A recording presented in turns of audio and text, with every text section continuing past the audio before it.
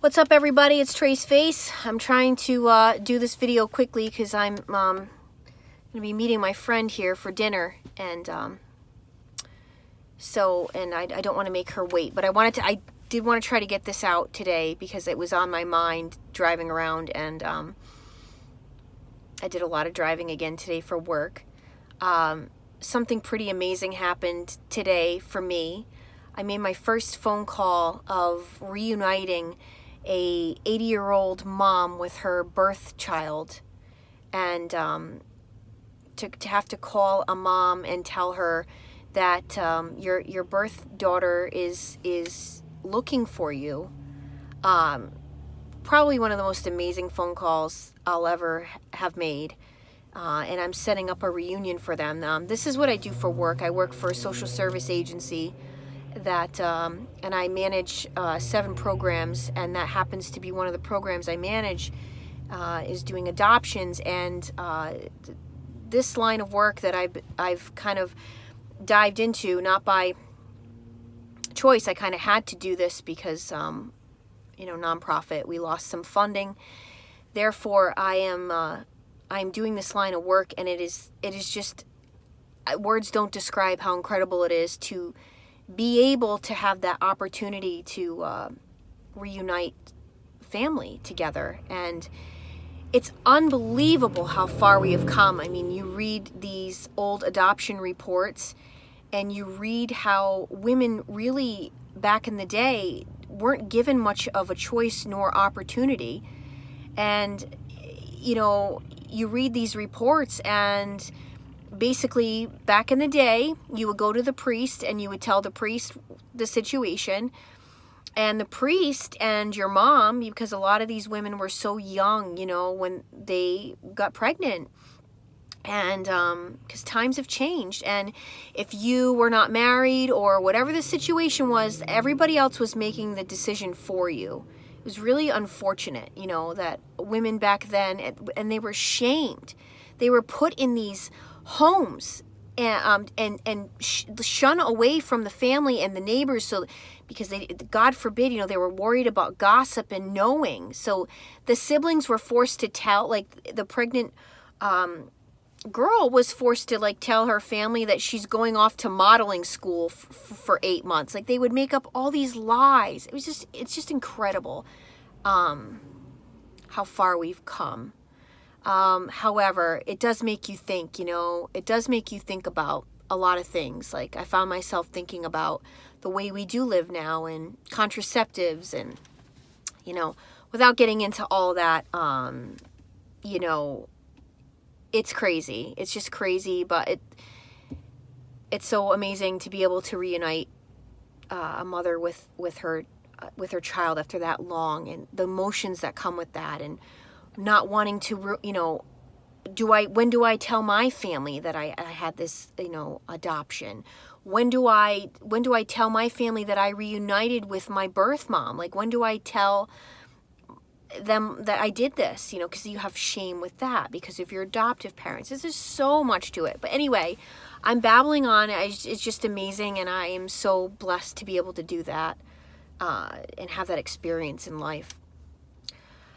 Today, I was thinking about, I had watched some videos this morning that came across my channel as I was getting ready, and I was thinking about how, in talking about life and how life occurs, the narcissist is forever trying to set up life.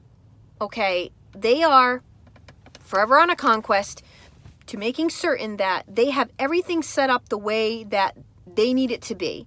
And that's where the control comes in.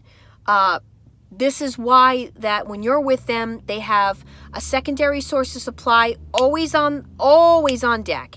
And they have a third source. They always have, when they go from you to the new supply, and the new supply is is the one now, is up to the primary source, they're already working on the backup to the new supply. They already have him or her in line. Okay? This is forever how they have to live. They have to feel at all times like they have options, like they are the ones that they're going to set it up. Okay? That's life to them. And, that's why you have to kind of say to yourself, like, unfortunately, all of it, unfortunately, meant nothing.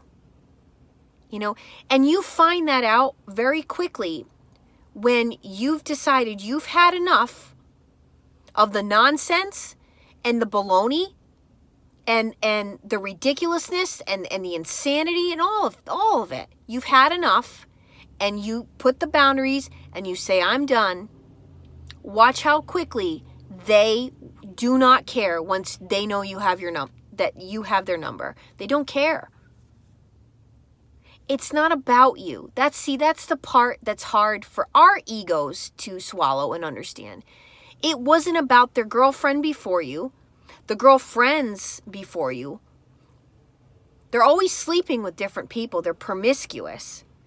There's so many, like, long string of lovers, and they love that. They love it when you say it like that. They don't have morals and values. They're not strong morals and values. They're very weak individuals. Okay, and that is why you can't take this stuff personally, because they're doing it all the time. They don't know any other way to live. This is life to them. This is how you do things. This is how we operate.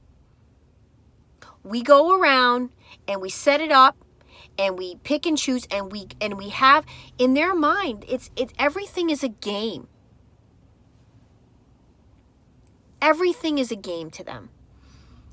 And they are always looking at things like, how do I win the game? And so for you, for anybody that's in their path, it's about what you can do for them. When they're in the business of sales, they're looking at the clients that can do the most for them. It's not the opposite way around. What can I do for you?